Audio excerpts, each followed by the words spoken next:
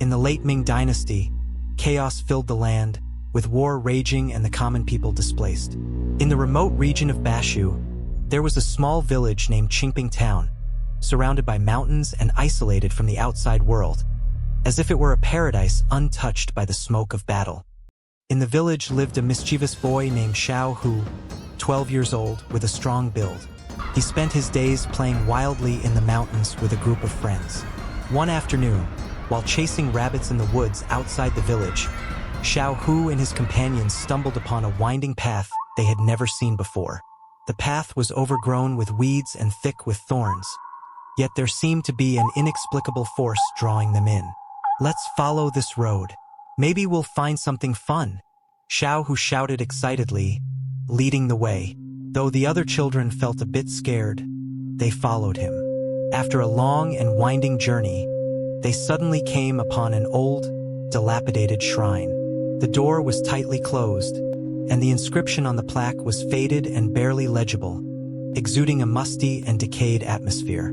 The door's knocker was shaped like strange beast heads, mottled with green patina, as if silently telling tales of the past.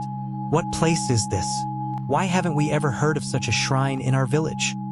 one timid child named Shi Tu asked. Xiao Hu, driven by curiosity, pushed the heavy door without a second thought.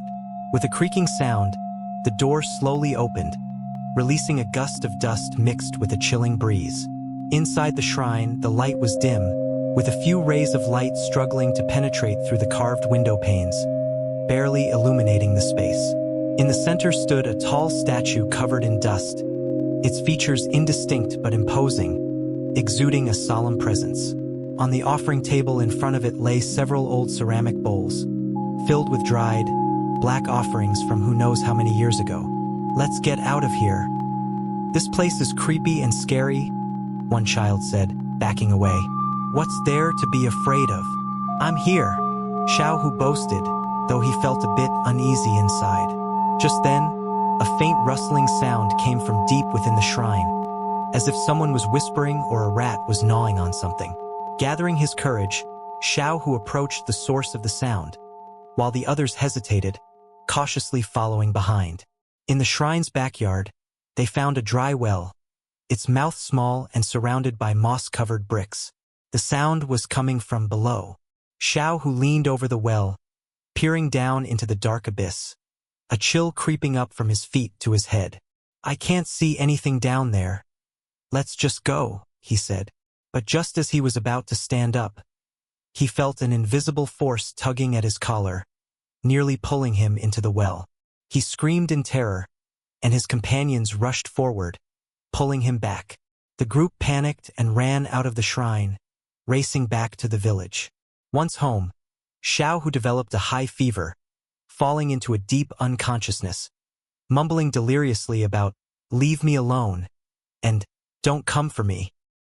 His parents were frantic, and the village doctor came to see him, shaking his head in despair after failing to help with his remedies. Upon hearing about the incident, the village elders shook their heads and said that the abandoned shrine was cursed, and the children must have disturbed something unclean. Xiao Hu's parents frantically sought out a solution, visiting every corner of the village and asking anyone who might know. Eventually, they learned from an elderly woman, Granny Li, that many years ago, Qingping Town had suffered a rare drought, with crops failing and starvation rampant. The town leader, seeking rain, had been deceived by a wandering sorcerer and brought in two beautiful young sisters for a blood sacrifice, believing it would appease the heavens.